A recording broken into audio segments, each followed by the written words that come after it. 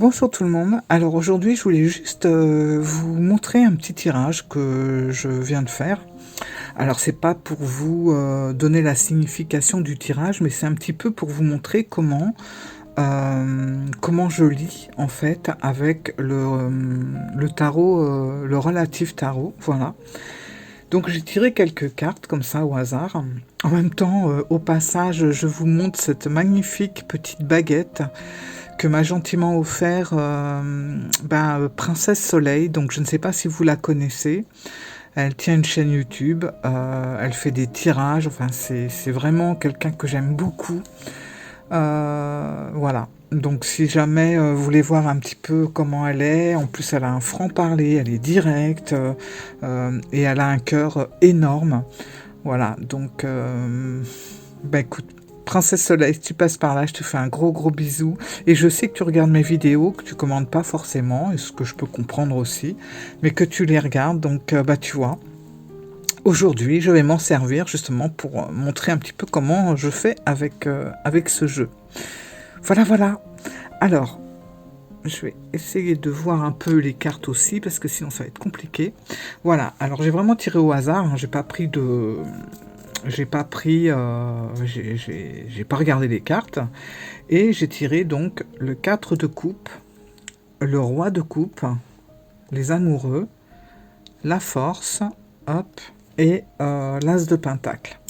Donc en fait, moi, quand je vais faire une lecture avec un jeu, et surtout avec des jeux qui sont un petit peu différents du Rider-Waite traditionnel, comment que ça se passe? Alors là, j'ai tiré le 4 de coupe, donc je vais surtout regarder un petit peu le maintien et ce que fait le personnage, enfin la personne qui est ici, parce que ce sont de vraies personnes qui ont existé. N'oublions pas que ce jeu est composé d'ancêtres de plusieurs personnes et la créatrice en a fait un jeu. Voilà, elle a sélectionné quelques photos qu'on lui avait envoyées et elle les a sélectionnées pour pouvoir faire son tarot. Voilà. Donc là, on voit le 4 de coupe et on voit cette dame qui est très pensive. Elle ne remarque même pas, vous voyez, qu'on lui tend une coupe. Elle est vraiment dans ses pensées. Elle réfléchit, elle a l'air un petit peu blasée, un petit peu...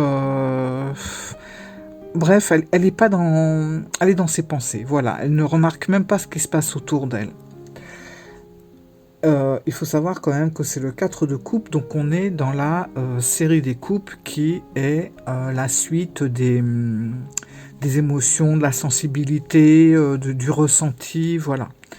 À côté, on a le roi de coupe, donc on est toujours dans la suite des coupes. Et on voit que ce roi, si on regarde bien, il ne regarde même pas cette dame, il est carrément tourné vers la carte d'à côté, qui est la carte des amoureux, voilà. Donc c'est pas étonnant parce que c'est quand même un roi de coupe, donc c'est pas étonnant qu'il soit tourné vers la carte des amoureux parce que c'est quand même sa suite. C'est la suite de l'amour, des sentiments, etc. Comme je vous disais tout à l'heure. Mais il se détourne complètement du 4 de coupe. Je pense tout simplement. Là, après, vous voyez, c'est ce que j'imagine en regardant les cartes. Mais je me dis que finalement, ce roi de coupe, c'est quelqu'un qui a du potentiel, c'est quelqu'un qui a de la force, qui sait ce qu'il veut, c'est quelqu'un qui n'a plus besoin de faire ses preuves. Hein, il a déjà pas mal avancé dans sa suite. Hein, il est carrément à l'aboutissement de sa suite. Et en fait, enfin, il ne regarde pas, mais bon, on peut imaginer qu'il a dû la regarder quand même quelques secondes, et de voir ce personnage qui a tendance à se laisser un petit peu aller, à ne pas vraiment, euh, pas combattre, mais à ne pas surmonter ses émotions. Moi, je me dis que le roi, c'est quelque chose qui doit un peu le saouler, entre guillemets, et il va se tourner justement vers quelque chose de beaucoup plus euh, léger, voilà, qui est l'amour sans problème, où les choses s'installent, où tout est détendu. Ensuite, en dessous, j'ai tiré la force.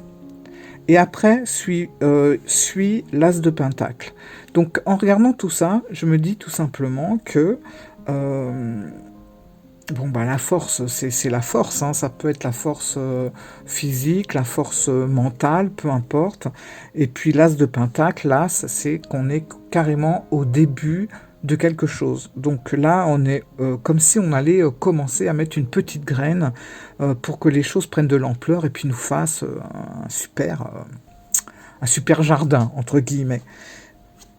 Donc là, on pourrait tout simplement se dire que quand je regarde ça, je me dis que finalement, peut-être que dans une relation, on est à un moment donné où on n'est plus vraiment en phase avec l'autre.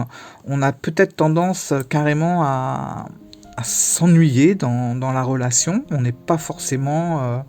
voilà, c'est pas qu'on se prend la tête, mais c'est qu'on n'est plus en phase, en fait. Voilà.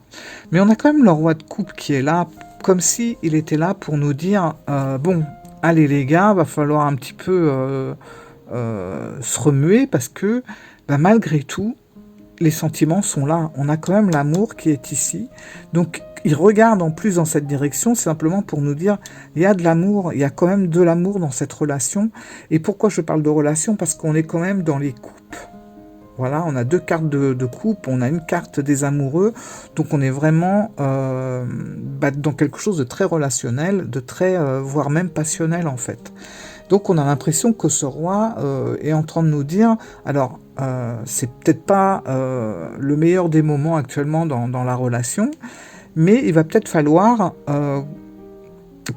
aller chercher la force qui est là, d'essayer de remettre des petites graines de vie, en fait, des petites graines d'amour pour pouvoir à nouveau relever un petit peu la situation de cette relation qui a tendance à, à rien apporter de vraiment passionnant pour le moment.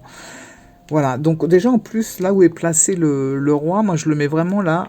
Hop, je vais le pousser comme ça. Bon, j'arrive pas. Bref, on va descendre cela. Alors voilà. Le roi, il est vraiment sur un piédestal là où il se trouve. Il est un petit peu au centre de tout.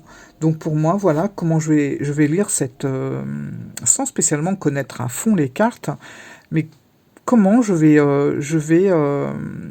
lire ce que je vois, ce que j'ai sous les yeux. Voilà. Donc un personnage qui s'ennuie. J'ai plein de paillettes aux mains, ces petits trucs.